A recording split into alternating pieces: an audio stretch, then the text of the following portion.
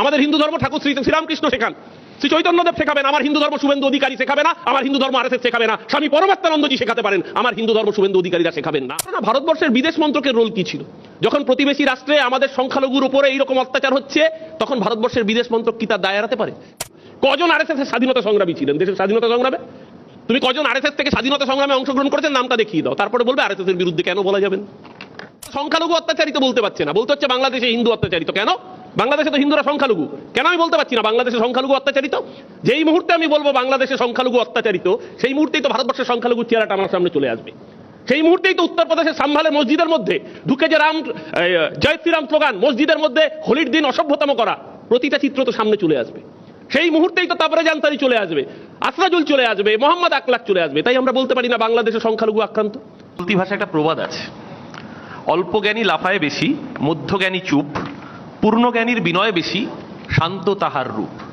আমি আমাদের মঞ্চে যে পূর্ণজ্ঞানী মানুষ রয়েছেন, স্বামী পরমাত্মানন্দ, তাকে আমি শ্রদ্ধা, আমার প্রণাম জানাই। কারণ আমরা বিশ্বাস করি স্বামী পরমাত্মানন্দদের মতো মানুষদের হাতে যেখানে হিন্দু ধর্ম নিরাপদ থাকে, সেখানে বিজেপির হাতে হিন্দুত্ব বিপদে থাকে। আমার পূর্ববর্তী বক্তা লাফিয়ে লাফিয়ে যখন তিনি বলছিলেন হরগোবিন্দ দাস চন্দন দাসের ঘটনা, হ্যাঁ, হরগোবিন্দ দাস চন্দন দাসের ঘটনা ঘটেছে, এই ঘটনা কাঙ্ক্ষিত নয়। প্রশাসন অভিযোগ দায়ের করে যে 5 জন প্রাথমিক অভিযুক্ত ছিল, একটু আগে জঙ্গিপুর ডিস্ট্রিক্ট পুলিশ তারা জানিয়েছেন কোর্টের রায়ের পরে অফিসিয়ালি বার্তা দিয়ে 5 জন সহ তাদের জেরা করে আরো 8 জন, মোট 13 জন যাদের বিরুদ্ধে অভিযোগ বা যুক্ত থাকার অভিযোগ পাওয়া গিয়েছিল, প্রত্যেককে দোষী সাব্যস্ত করা হয়েছে, তারা যাবজ্জীবন কারাদণ্ডে দণ্ডিত হয়েছেন। কেন আমি বলছি অল্প জ্ঞানী লাফায় বেশি? সুমন একটু আগেই বলে দিয়েছে আমার কথাটার অর্ধেকটাই। এই মুহূর্তে কোর্টের আরেকটা অবজারভেশন এসছে, UP court rejects government plea to withdraw case against accused in Akhlaq lynching. Mohammad Akhlaq, তাকে বাড়ি থেকে পিটিয়ে টেনে বের করে এনে খুন করা হয়েছিল। তাকে অভিযোগ করা হয়েছিল যে তার বাড়ির ফ্রিজে নাকি একটি নির্দিষ্ট মাংস রাখা আছে। পরবর্তীকালে সেই মাংসেরও স্যাম্পেল টেস্ট করা হয় এবং জানা যায় সেটি একেবারে পাঁঠার মাংস ছিল, যদিও ভারতের সংবিধান আমাদের খাদ্যাভ্যাস চুজ করবার অধিকার আমাদেরকে দিয়েছে।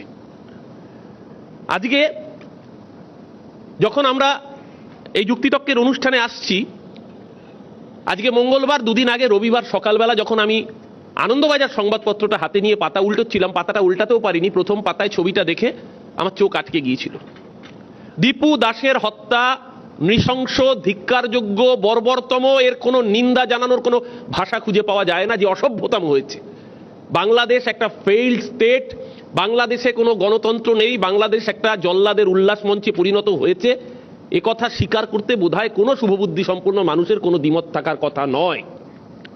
দীপু চন্দ্র দাসকে যেভাবে খুন করা হয়েছে, কোনো শুভবুদ্ধি সম্পন্ন সুস্থ সমাজের মানুষ তাকে সমর্থন করতে পারেন না। কিন্তু সেই বাংলাদেশ সরকারকে, সেই মোহাম্মদ ইউনিসকে সার্টিফাই কে করছেন? আমাদের তো এই বিষয়টা মাথায় রাখতে হবে সুমন, আমরা তো ভুলিনি কদিন আগের ঘটনা।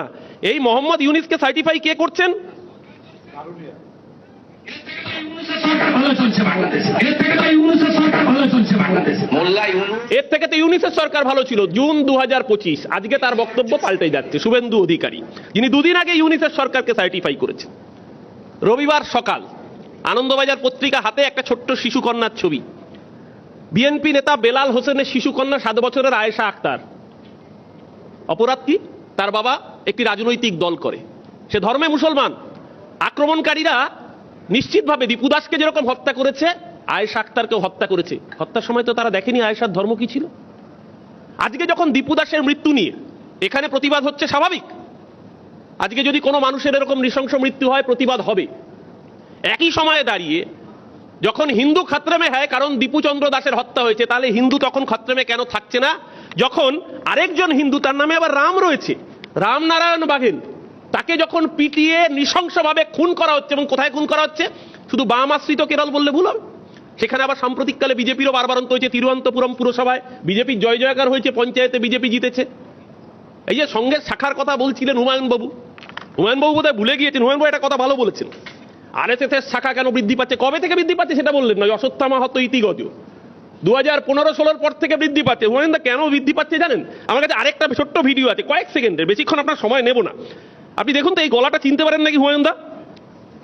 যে গলাটা আজকে এখানে হুমায়ুন কবির বসে রয়েছেন, আমার মনে হয় হুমায়ুন দা নিশ্চয়ই চিনতে পারবেন। आज के दिन में मोदी जी मेरा फेवरेट है। মেরা ফেভারিট হ্যায় নরেন্দ্র মোদী কবে বলেছিলেন হুমায়ুন দা? 2019। কোথায় ছিলেন জানো আপনি? আপনি তো বাবরি মসজিদে শিলান্যাস করেছেন। বাবরি মসজিদ এক ধাক্কা অর দো, বাবরি মসজিদ তোর দো। যারা দাঁড়িয়ে থেকে স্লোগান দিয়েছিল, আপনি বলছেন থানার ইট খুলে আনা, যারা বাবরি মসজিদ থেকে ইট খুলে এনেছিল তাদের মঞ্চে দাঁড়িয়ে আপনি বলেছিলেন নরেন্দ্র মোদীকে দেশের প্রধানমন্ত্রী করতে হবে। আপনার মুখ থেকে সংখ্যালঘু মানুষ, আরে বাবরি মসজিদ একটা যে কোনো মসজিদ নয়, যেখানে খুশি যেখানে মুসলমান মানুষ নামাজ আদা করেন তার জন্য মসজিদ করা যেতেই পারে। বাবরি মসজিদ সংখ্যালঘু মানুষের কাছে যে আবেগ, যে শ্রদ্ধা, যে ভালোবাসা, সেই জায়গাটাকে আপনি হার্ট করলেন। আর কাকে সাথে নিয়ে তার আগে দাঁড়িয়েছেন মঞ্চে? ভারতীয় জনতা পার্টির হয়ে নির্বাচনে প্রতিদ্বন্দ্বিতা করে আপনার মুখে বাবরি মসজিদ। পশ্চিমবাংলার সংখ্যালঘুরা কি বোকা? পশ্চিমবাংলার সংখ্যালঘুরা শুধু ধর্মের নাম দেখে ভোট দেবে? আজ অব্দি কখনো হয়নি পশ্চিমবাংলার বুকে। আমার আগে প্রথমে পার্থদা বলেছেন, পার্থদা বলতে গিয়ে একটা লাইন বলেছেন, আমি সেটাকে ইলাবোরেট করে বলি। শোনো মৌলবাদের নাতি, শোনো মৌলবাদের নাতি, তুমি যে ধর্মেরই হও, আমি নিরপেক্ষতাবাদী, তুমি আমার বন্ধু নও, তুমি আমার বন্ধু হতে পারো না। কারণ যখন দীপুচন্দ্র দাসের মৃত্যুর প্রতিবাদ হয়, স্বামীজি ঠিক বলেছেন, প্রতিটা মৃত্যুর কথা তুলে ধরে তিনি প্রমাণ করেছেন যে হিন্দুত্ব আসলে যত মত তত পথের কথা বলে। যে হিন্দু ধর্ম স্বামীজির হাতে সুরক্ষিত, ঠিক ওই একই কারণে হিন্দু ধর্ম সজল ঘোষ, শুভেন্দু অধিকারীদের হাতে নিরাপদ থাকে না। কারণ এরা ধর্মকে রাজনীতির আঙিনায় টেনে এনে রাজনীতির ব্যবসা করেন। মোহাম্মদ আকলাখ হোক বা তাবরেজ আনসারি হোক, আজকে রামনারায়ণ বাঘেল হোক বা দীপুচন্দ্র দাস হোক, প্রতিটা মৃত্যুর পিছনে কারণ একটাই, সংখ্যাগুরুর অত্যাচার সংখ্যালঘুর উপরে। আমরা বলতে পারছি না, আমরা বলতে পারছি, শুভেন্দু অধিকারীরা বলতে পারছে না বাংলাদেশে সংখ্যালঘু অত্যাচারিত, বলতে পারছে না। বলতে হচ্ছে বাংলাদেশে হিন্দু অত্যাচারিত। কেন? বাংলাদেশে তো হিন্দুরা সংখ্যালঘু, কেন আমি বলতে পারছি না বাংলাদেশে সংখ্যালঘু অত্যাচারিত? যেই মুহূর্তে আমি বলবো বাংলাদেশে সংখ্যালঘু অত্যাচারিত, সেই মুহূর্তেই তো ভারতবর্ষের সংখ্যালঘুর চেহারাটা আমার সামনে চলে আসবে। সেই মুহূর্তেই তো উত্তরপ্রদেশের সাম্ভালের মসজিদের মধ্যে ঢুকে যে রাম জয় শ্রীরাম স্লোগান, মসজিদের মধ্যে হোলির দিন অসভ্যতম করা, প্রতিটা চিত্র তো সামনে চলে আসবে। সেই মুহূর্তেই তো তাবরেজ আনসারি চলে আসবে, আসরাজুল চলে আসবে, মোহাম্মদ আকলাখ চলে আসবে। তাই আমরা বলতে পারি না বাংলাদেশে সংখ্যালঘু আক্রান্ত, আমাদের বলতে হয় বাংলাদেশে হিন্দু আক্রান্ত। হ্যাঁ, বাংলাদেশে হিন্দু আক্রান্ত, বাংলাদেশে অত্যাচার হচ্ছে, নিন্দনীয়, প্রত্যেকের সোচ্চারে প্রতিবাদ করা উচিত। ঠিক ওই একই প্রতিবাদ যদি আমি আমার নিজের দেশে না করি, আমি প্রণাম জানাই স্বামীজিকে, যিনি বলেছেন উড়িষ্যার কেওনঝড় গ্রাম দারা সিং, বজরং দল এবং তার সহযোগী হিসেবে আরএসএস, এখানে সজল ঘোষ নব্য আরএসএস এর মতানুসারী হয়েছেন। আরএসএস কে বলা যাবে না কেন বাবা? আরএসএস কে কেন বলা যাবে না? যেই সংগঠনে কোনো অডিট হয় না, যেই সংগঠন কত টাকা ডোনেশন পায় কেউ জানতে পারবে না, যেই সংগঠনের হাজার হাজার কোটি টাকার প্রসাদ হবে, অথচ দেশের আইনে তারা ছাড় পেয়ে যাবে, তাদের বিরুদ্ধে কেন বলা যাবে না? যেই সংগঠনের বিরুদ্ধে বহু বুড়ি বুড়ি অভিযোগ উঠেছে, তাদের স্বাধীনতা সংগ্রামে কি অংশগ্রহণ? কজন আরএসএস এর স্বাধীনতা সংগ্রামী ছিলেন দেশের স্বাধীনতা সংগ্রামে? তুমি কজন আরএসএস থেকে স্বাধীনতা সংগ্রামে অংশগ্রহণ করেছেন নামটা দেখিয়ে দাও, তারপরে বলবে আরএসএস এর বিরুদ্ধে কেন বলা যাবে না। আমরা তো তথ্যহীন কণ্ঠে বলছি। আজকে যখন উড়িষ্যায় গ্রাহাম স্টুয়ার্ট স্টাইন, একজন খ্রিস্টান মিশনারি, তিনি আদিবাসীদের গ্রামে গিয়ে আদিবাসী মানুষের সেবা করতেন, যক্ষা রোগীর চিকিৎসা করতেন, কুষ্ঠরোগীদের চিকিৎসা করতেন। দারা সিং এর দলবল বলল যে কুষ্ঠরোগ হিন্দু ধর্মে পূর্বজন্মের পাপের ফল, ও কুষ্ঠরোগীর চিকিৎসা করছে মানে হিন্দু খাত্রে মেহায়। তার জন্য 2 শিশু সন্তান, টিমেথি 6 বছরের বাচ্চা ছেলে ছিল, আরেকজন 10 বছরের বাচ্চা ছেলে, গায়ে পেট্রোল ঢেলে ডাক্তারবাবু সহ তার 2 ছেলেকে জীবন্ত পুড়িয়ে খুন করলো। যার বিরুদ্ধে অভিযোগ উঠলো প্রতাপ ষড়ঙ্গী, পার্থভৌমিক এখানে সাংসদ, পার্লামেন্টে প্রতাপ ষড়ঙ্গীও সাংসদ। সাধ্বী প্রজ্ঞা মালেগাঁও বিস্ফোরণে অভিযুক্ত, মসজিদের সামনে জুম্মার নামাজ হবে, স্কুটারে বোমা বিস্ফোরণ, 7 জন মৃত, 150 জনের বেশি আহত পার্লামেন্টে। আর হুমায়ুন কবির তো ঠিকই বলেছেন, উনি আন্ডারগ্রাউন্ডে কোনো কানেকশন রাখেন না, উনি লুকোছাপা করে কিছু করেন না, উনি খুল্লম খুল্লা করেন। উনি যখন বিজেপিতে যোগ দেন খুল্লম খুল্লা করেন, উনি যখন শুভেন্দু অধিকারীর মধ্যে ভালো জিনিস দেখতে পান খুল্লম খুল্লা বলেন, উনি যখন মমতা ব্যানার্জির সরকারের বিরুদ্ধে বিষোদ্গার করতে খুল্লম খুল্লা করেন, ওনারা সবকিছু খুল্লম খুল্লা। কিন্তু দয়া করে সংখ্যালঘুদের পাশে দাঁড়ানোর কথা বলে যে হাত নরেন্দ্র মোদীর হাত ধরেছে, সে হাত সংখ্যালঘুর পাশে দাঁড়াতে পারেন। আজকে 23শে ডিসেম্বর, দুদিন পরে বড়দিন। সুমন, আমরা গর্ব করি কেন জানো? আমাদের এই ভারতবর্ষের সংবিধানের জন্য। আমরা গর্ব করি আমাদের এই শহর, আমাদের এই দেশ, আমাদের এই রাজ্যের যে সংস্কৃতি, তার জন্য। আজকে 23শে ডিসেম্বর এই মুহূর্তে যদি তুমি কলকাতায় যাও, কলকাতায় যদি সবচেয়ে বেশি মানুষ কোথাও দাঁড়িয়ে থাকে একসাথে লাইনে, সেটা একটা দোকান, যেই দোকানটা একটা ইহুদির দোকান, একটা জিউস দোকান। সেই দোকানে যত কারিগর তারা প্রায় সকলে মুসলমান কারিগর। যারা লাইনে দাঁড়িয়ে সেই দোকান থেকে প্রোডাক্ট কেনে তারা প্রত্যেকে প্রায় হিন্দু। আর যেই কারণে তারা কেনে সেটা একটা খ্রিস্টানদের উৎসব। আজকে চলে যাও নিউ মার্কেটে নাউন্সের দোকানে, সেই দোকানে বাঙালি হিন্দুরা লাইন দিয়ে কিনছে, তারা খ্রিস্টান নয় বলে। আমরা মনে করি ধর্ম যার যার, উৎসব সবার। এই শিক্ষা মমতা বন্দ্যোপাধ্যায় আমাদের দেন। আজকে এখানে সজল ঘোষ এসে বলছে শামশেরগঞ্জের কথা, আর শামশেরগঞ্জে তো সাজা হলো। তুমি মোহাম্মদ আকলাককে যেরকম তার খুনিদেরকে ছাড়িয়ে আনার জন্য আদালতে গিয়ে প্লি করছো, তেমনি এখানে কি করছো? এখানে ওই যে চিকেন প্যাটিস বিক্রেতা, চিকেন প্যাটিসে খুব গাত্র দেওয়া হচ্ছে, ওই চিকেন প্যাটিস বিক্রেতাকে যারা পেটালো, আরে হিন্দু ধর্ম তো পরমত সহিষ্ণুতার কথা বলে, তাকে যারা পেটালো তাদেরকে মঞ্চে তুলে শুভেন্দু অধিকারী মালা দিয়ে সম্বর্ধনা দিচ্ছে। ও ঠিক রেপ্লিকা। গুজরাটে বিলকিস বানু ধর্ষকদের যারা ধর্ষণ করেছিল দেশের স্বাধীনতা দিবসের দিন জেল থেকে বের করে এনে মালা দিয়ে সম্বর্ধনা দিয়ে বলছে, আরে তুমি তো হিন্দু বীর, তুমি মুসলমানকে ধর্ষণ করেছো, তুমি ধর্ষক হতে পারো না। না, এই হিন্দু ধর্ম আমাদের হিন্দু ধর্ম হতে পারে না। আমাদের হিন্দু ধর্ম ঠাকুর শ্রীরামকৃষ্ণ শেখান, শ্রী চৈতন্যদেব শেখাবেন, আমার হিন্দু ধর্ম শুভেন্দু অধিকারী শেখাবে না, আমার হিন্দু ধর্ম আরএসএস শেখাবে না, স্বামী পরমাত্মানন্দজি শেখাতে পারেন, আমার হিন্দু ধর্ম শুভেন্দু অধিকারীরা শেখাবেন না। আমরা তাদের উদ্দেশ্যে বলি, আসলে তাদের সুবিধা হয়। এই ধরুন পেহেলগামে জঙ্গি হানা হলো, বিতান অধিকারী আমার প্রতিবেশী, কার্যত আমার বাড়ি যেখানে তার থেকে ঢিলছোড়া দূরত্বে বিতানের বাড়ি ছিল। বিতান অধিকারীর দেহ এলো, শুভেন্দু অধিকারী এয়ারপোর্টে গেলেন। আর ওই পেহেলগামে ওই পাকিস্তানি সন্ত্রাসবাদীদের বিরুদ্ধে যে বুক চিতিয়ে দাঁড়িয়ে লড়াই করলো সে আমার ভাই ঝন্টু আলী শেখ। বিতান অধিকারী যেরকম আমার ভাই, ঝন্টু আলী শেখও আমার ভাই। যখন ঝন্টু আলী শেখের মৃতদেহ আসে, শুভেন্দু অধিকারী এয়ারপোর্টে যায়নি। আর নদিয়ার ওদের মন্ডল সভাপতির অডিও ক্লিপ আমরা এবিপি আনন্দ শুনেছি। ওর বাড়িতে গিয়ে কি হবে, ও তো মুসলমান, আমাদের ভোট দেয় না। আসলে হিন্দু মুসলমানে যদি রেখে দেওয়া যায় তাহলে দেশের মানুষ প্রশ্ন করবে না যে বছরে 2 কোটি বেকারের চাকরি কোথায় গেল।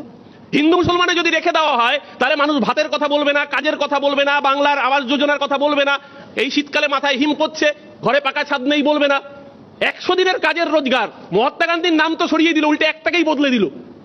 অর্থাৎ গরিব মানুষ যারা কোভিডের সময় 100 দিনের কাজ প্রচুর লোকের প্রাণ বাঁচিয়েছিল, সেই 100 দিনের কাজটুকু গরিব মানুষের অধিকার নিয়ে কথা হবে না, কারণ হিন্দু মুসলমান নিয়ে কথা হবে। এই এত হিন্দু মুসলমান নিয়ে কথা বলতে বলতে আসলে রাজনীতির যে বেসিক জায়গাগুলো সেগুলোকেই আমরা হারিয়ে ফেলছি। আজকে এই মুহূর্তে দাঁড়িয়ে মধ্যপ্রদেশে কার্নিশানা হুঙ্কার দিয়েছে, হুঙ্কার দিয়ে মুসলমানদের বস্তি জ্বালিয়ে দেওয়া হচ্ছে। উড়িষ্যার ভিডিও ভাইরাল হয়েছে, আমি এবিপিতেও দেখলাম, যে সান্তা ক্লজ বিক্রি করছে 25শে ডিসেম্বরের আগে, বড়দিনের ওই ক্রিসমাস টুপি বিক্রি করছে, তার জন্য গেরুয়া বাহিনী গিয়ে ফেট্টি বেঁধে হুঙ্কার দিচ্ছে। কোন অসভ্য বর্বরের জল্লাদের উল্লাস মঞ্চে আমরা বাস করছি? এই দেশ এই চলতে পারে না। ভারতবর্ষ সর্বধর্ম সমন্বয়ের দেশ। এই অসভ্যতম ভারতবর্ষের মানুষ কখনো বরদাস্ত করেনি, কখনো বরদাস্ত করবে না।